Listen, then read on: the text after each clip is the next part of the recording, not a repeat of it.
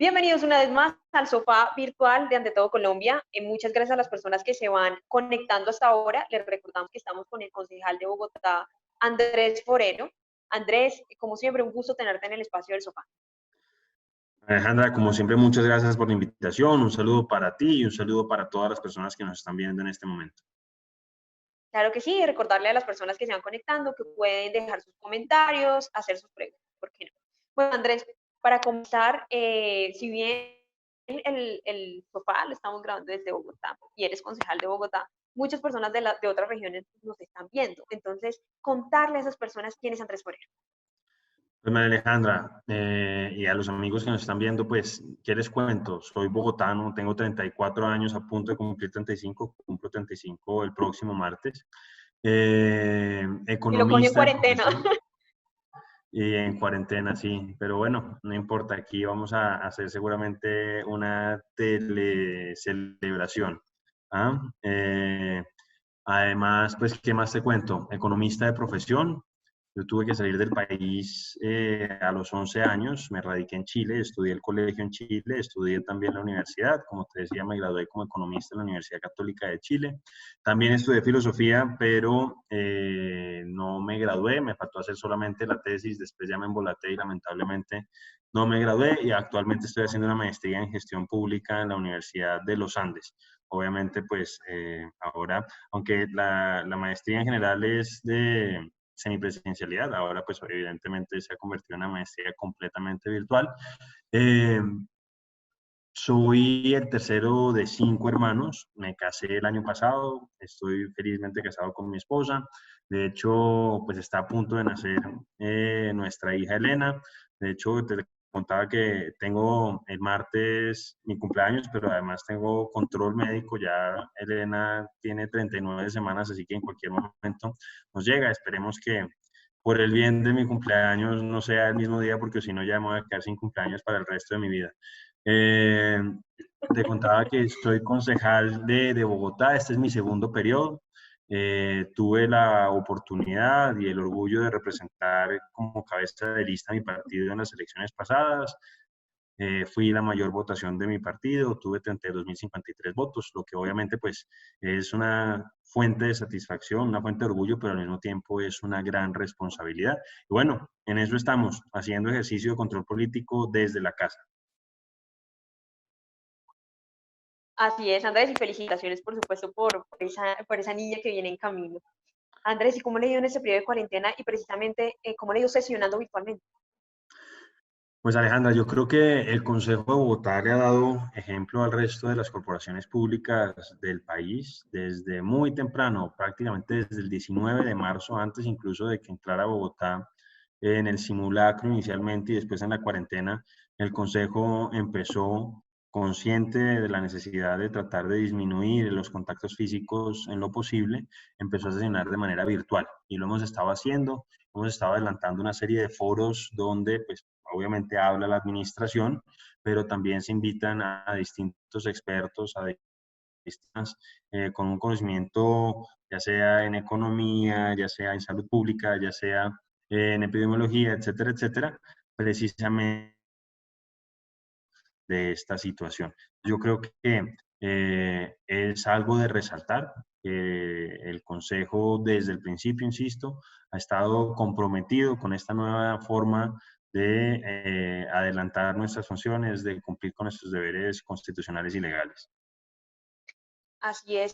Bueno, ahora sí para entrar en materia, concejal, ¿qué opina acerca de la propuesta, bueno, más bien de la decisión que ha tomado la alcaldesa Claudia López, permitir laborar tan solo el sector de la construcción y de las bicicletas, y no de la construcción y la manufactura, como pues el gobierno ya ha decretado, argumentando ella porque le avisaron apenas con 2 días de anticipación y porque supuestamente este sector de la manufactura mueve alrededor de 436.000 personas, cosa que ella le preocupa en la ciudad? ¿Qué opina acerca de eso? ¿Tiene razón la alcaldesa?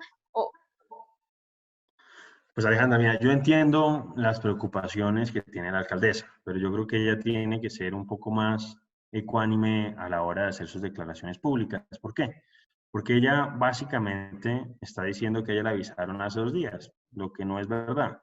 La cuarentena, hay que recordarlo, estaba prevista hasta el 13 de abril inicialmente, después el presidente de la República la extiende hasta el 27 de abril y finalmente hubo una extensión adicional hasta el 11 de mayo.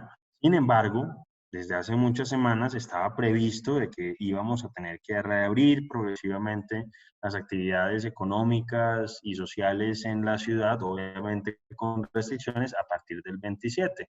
Entonces, yo me imagino que la alcaldesa, pues, no tuvo solamente estos 2 días de los que ella habla, sino prácticamente un mes para empezar a generar protocolos, para empezar a generar ideas que permitieran ese equilibrio que debemos buscar, porque yo hoy en las declaraciones que ha dado la alcaldesa echo de menos un poco de la calma y la sensatez que necesitamos en estos momentos de tanta dificultad, porque no debemos plantear un dilema absoluto entre la vida y la economía. Yo he visto que lamentablemente algunos generadores de opinión están planteando que la economía es solamente los grandes banqueros, los grandes empresarios, cuando la economía la constituimos todos los ciudadanos, con todas las acciones que nosotros hacemos. Básicamente la economía es la sumatoria de las distintas actividades que tenemos nosotros los ciudadanos.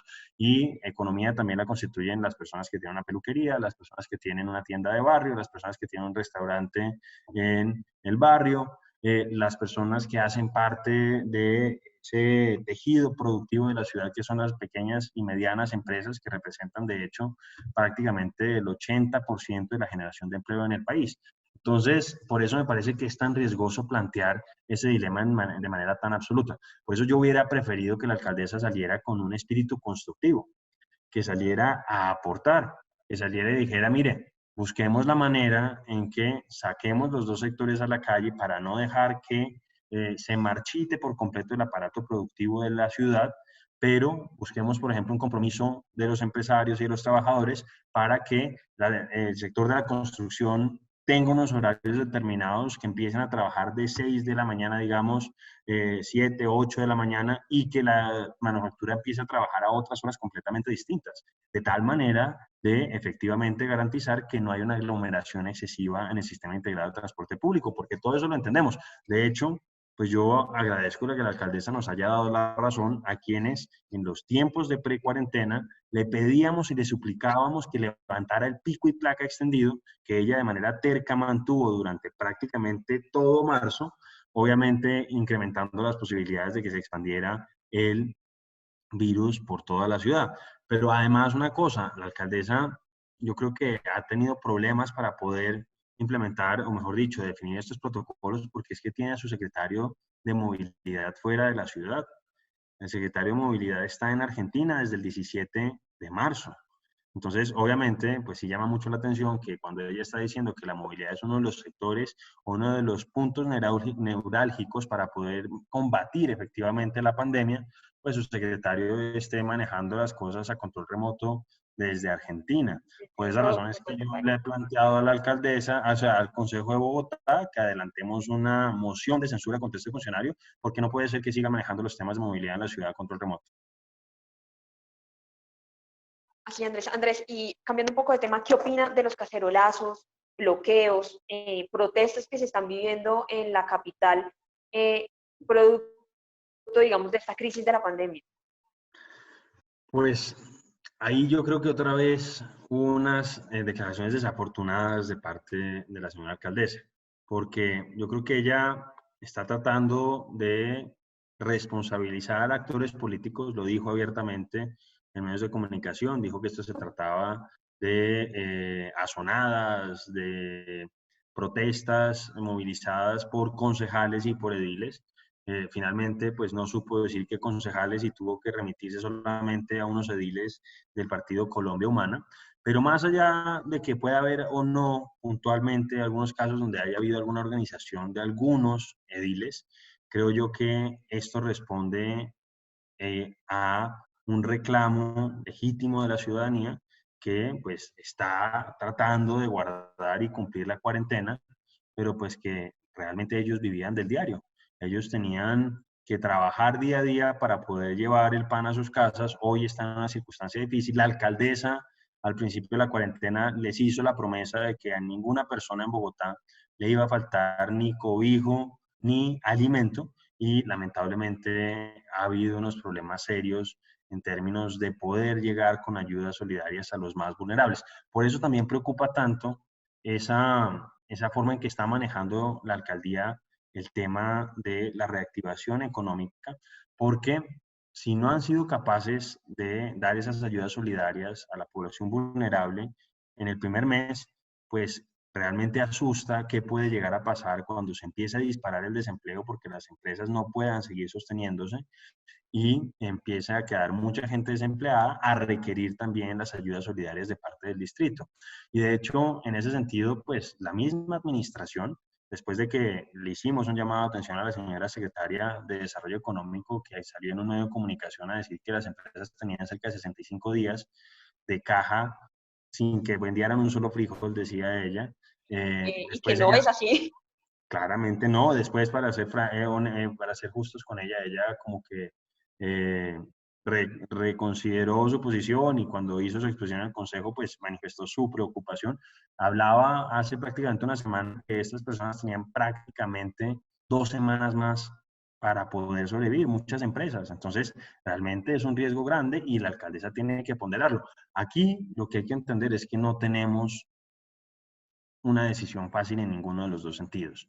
Hemos hecho un sacrificio, la ciudad y el país, bastante importante en términos de desacelerar casi por completo la actividad económica, pero esperamos también una respuesta de parte de la ciudadanía. ¿Por qué? Porque nosotros esperaríamos que la administración hubiera hecho esos protocolos, que no ha hecho en parte porque el secretario está por fuera, pero adicionalmente que empezaran a masificarse las pruebas y que adicionalmente habilitar los espacios para poder atender en términos hospitalarios a las personas que tengan que ser atendidas en unidades de cuidados intensivos. Por ejemplo, la administración inicialmente, fue antes del 1 de abril, el secretario de Salud hizo una sesión con nosotros a través de medios virtuales y nos planteó un cronograma. Y ese cronograma, el día cero era el 1 de abril y decía que había una serie de fases. Entonces, el primer día, el día cero, se supone que había en Bogotá 290 unidades de cuidados intensivos disponibles para atender personas afectadas por COVID. Él decía que en cuestión de 4 semanas, es decir, cuando termine este mes, íbamos a tener 700, es decir, 290 más 410 adicionales. Y que en cuestión de 6 semanas, a partir del 1, íbamos a tener, es decir, el 15 de mayo, íbamos a tener cerca de 4.000 y a finales de mayo cerca de 5.400. De un momento a otro, la administración cambió sus metas, sus retos y pasamos solamente a 2.000. En este momento estamos contando cerca de 560 y punta.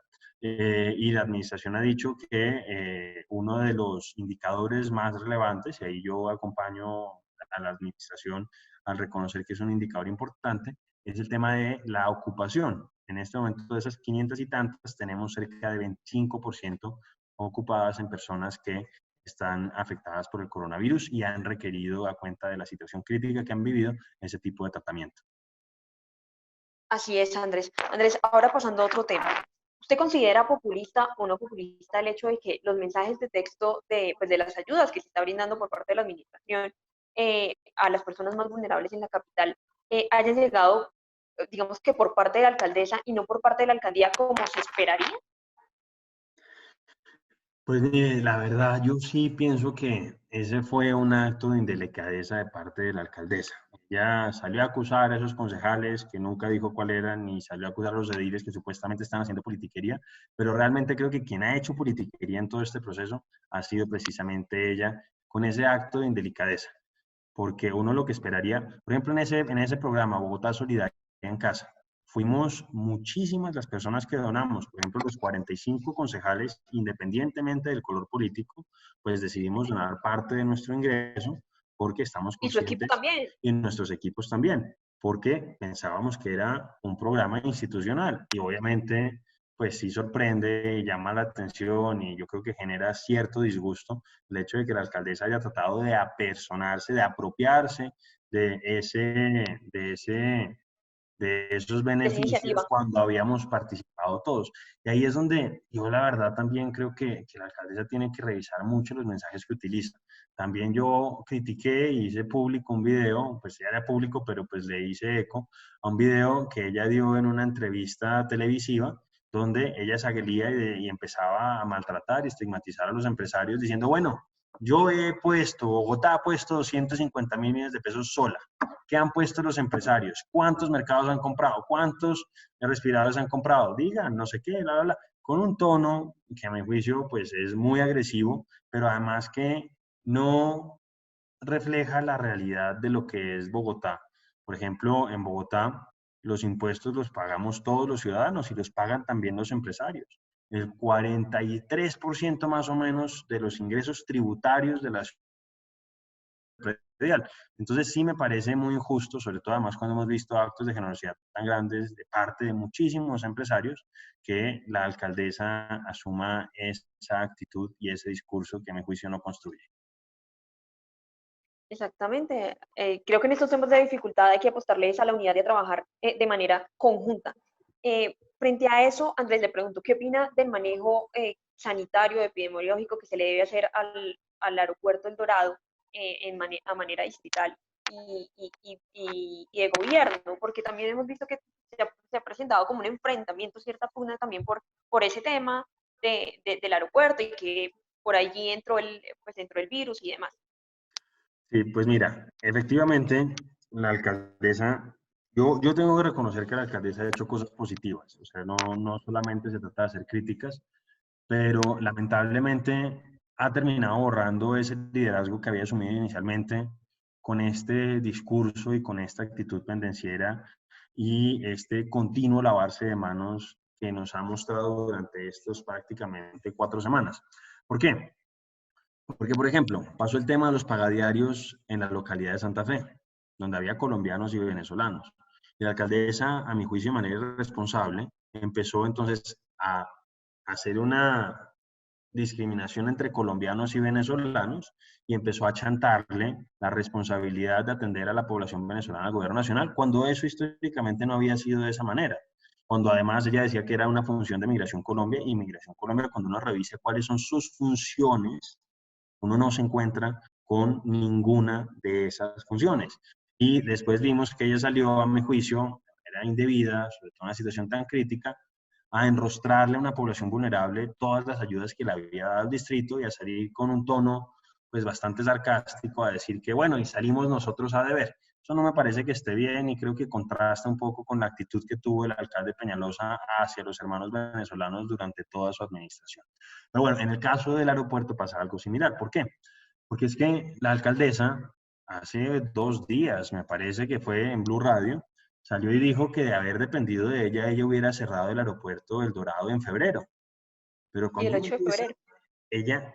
ella cuando uno empieza a revisar cuáles fueron sus declaraciones, uno se encuentra, por ejemplo, con una declaración el 2 de marzo, donde sale con el secretario de Salud a su lado en una rueda de prensa, diciendo que el coronavirus era una gripa común y corriente o un poquito más letal que cualquier otra gripa, que tenía el doble de letalidad de la gripa, que si por la gripa común y corriente se moría una persona de cada 100, por coronavirus serían 2 de cada 100, y que no se requería aislamiento, porque le preguntaron, alcaldesa, ¿y se va a aislar a las personas que se contagien o que se den positivo con el contagio? Y dijo, no, su merced, nosotros no tenemos por qué hacer ese tipo de aislamiento, a nadie lo aíslan por tener una gripa. Ella salió a decir eso.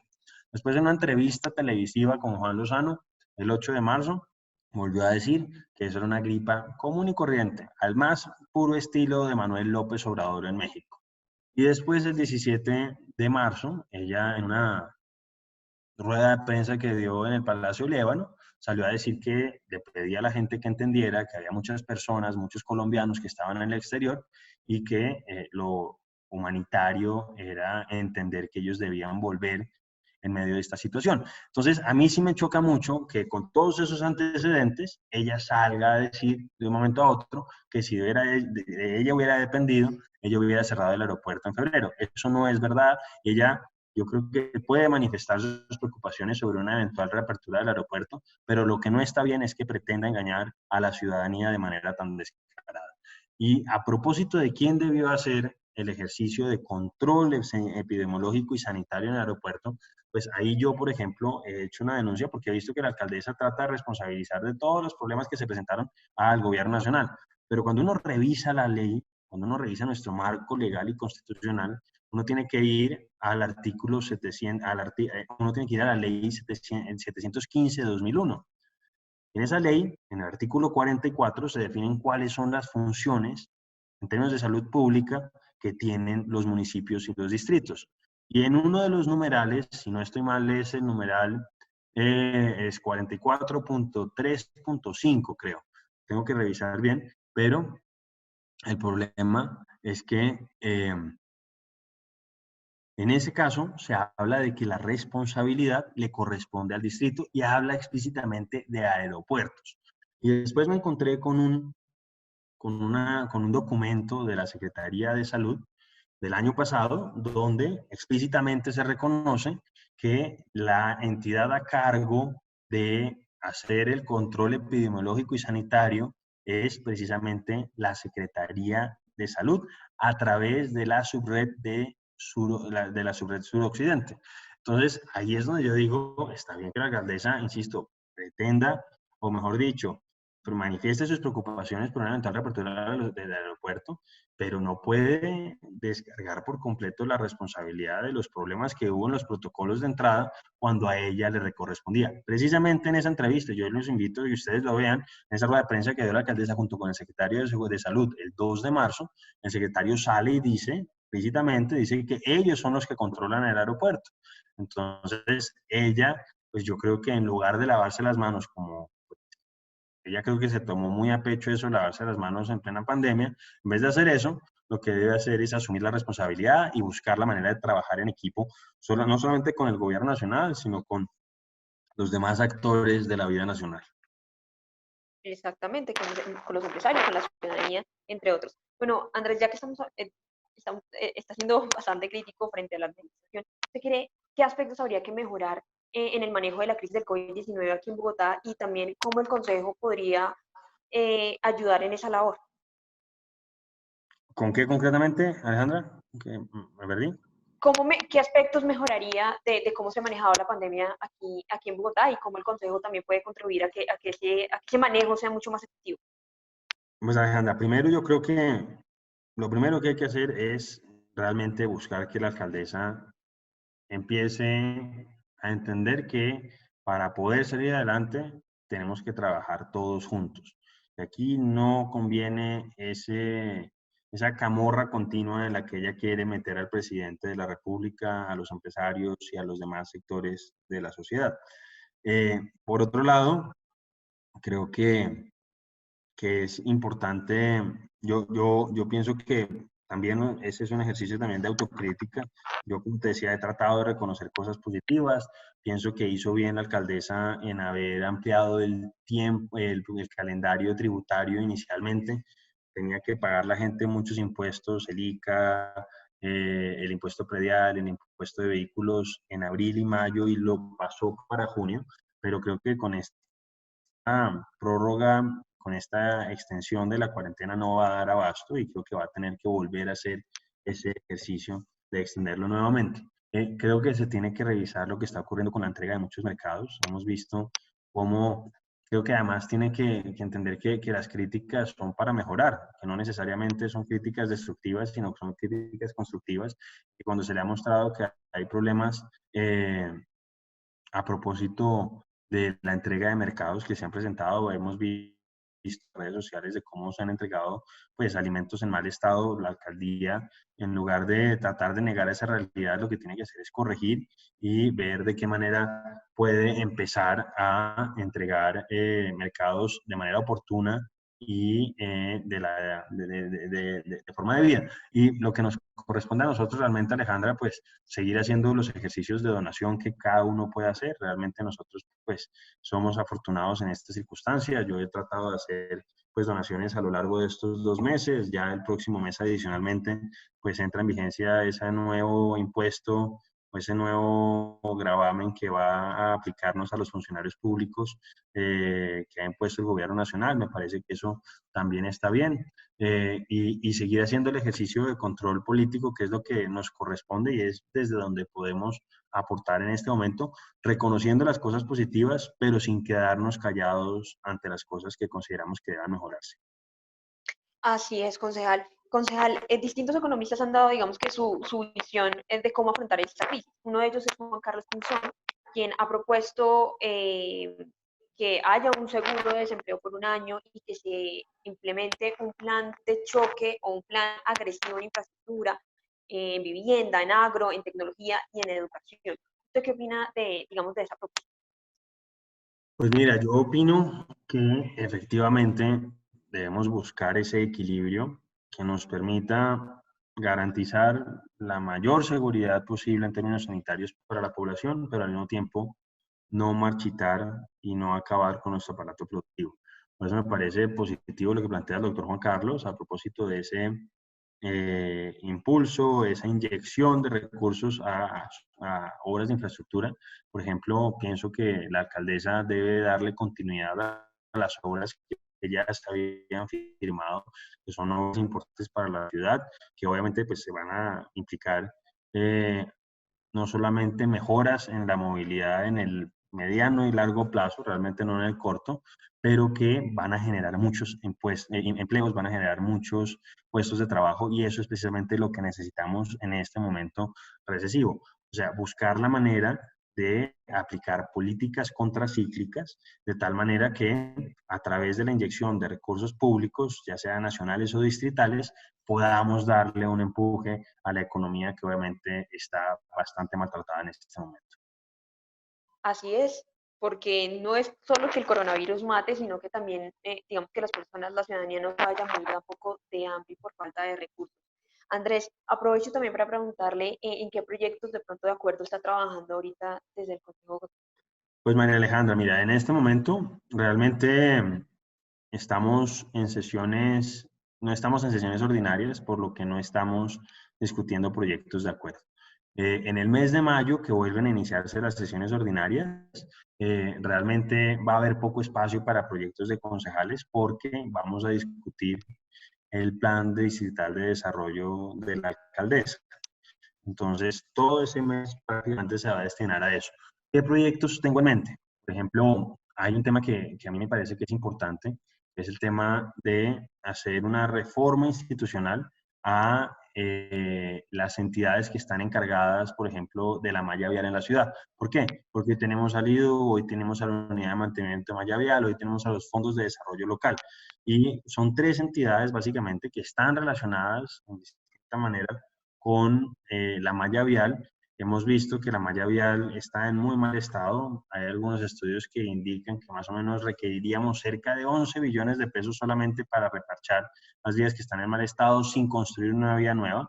Pero más allá de los recursos que pues, no se pueden, menos en esta situación, plantear que los vamos a tener de un momento a otro, sí tenemos que hacer lo más eficiente posible nuestra institucionalidad. Y hoy ocurre que lamentablemente con estas tres entidades, pues hay cortocircuitos, se tiran la pelota de un lado a otro, las comunidades, los ciudadanos muchas veces pues tienen problemas y no saben a quién acudir y van a un lado y después van a otro y se tiran siempre la pelota entre ellos y no hay solución. Entonces, esa, por ejemplo, es una iniciativa que vengo trabajando desde el periodo constitucional anterior y que me gustaría una vez que ya salgamos del plan de desarrollo empezar a trabajar de la mano de la administración. Así es, Andrés, Andrés, y ya, pues ya se nos fue el tiempo. Un último mensaje que le gustaría dejarle a los bogotanos y pues a los colombianos en este periodo de dificultad. Pues nada, darles un saludo, decirles que estos son momentos difíciles, pero que trabajando juntos, con un espíritu solidario, con un espíritu de trabajo en equipo, yo creo que Dios mediante vamos a poder salir adelante. Son tiempos difíciles, pero yo creo que al mismo tiempo nos han hecho valorar cosas que el trajín diario nos había hecho a veces olvidar. Y nada, decirles que darles un gran saludo, y decirles que juntos vamos a seguir adelante. Así va a ser. Andrés, y recordando un rapidito las redes sociales, sus redes sociales para que la gente esté muy pendiente de, por supuesto, esos proyectos que nos habló y el control político que está haciendo la administración. Mis redes sociales, ven que a veces se me olvidan. Mis redes sociales es, espera que, aforerom en Twitter, @aforerom en Twitter. Lo mismo en Facebook y en Instagram es, dame unos segundos, andres.forerom. Bueno, ahí están las redes del concejal Andrés Forero. Muchas gracias a todas las personas que se conectaron en este espacio de tiempo para hacer un análisis sobre lo que está haciendo la administración en este tiempo de coronavirus, en este tiempo de COVID-19. Y por supuesto, Andrés, muchísimas gracias por habernos acompañado nuevamente en el. A ti muchísimas gracias, Alejandra. Un gran abrazo y un gran saludo para todas las personas que nos acompañaron el día de hoy.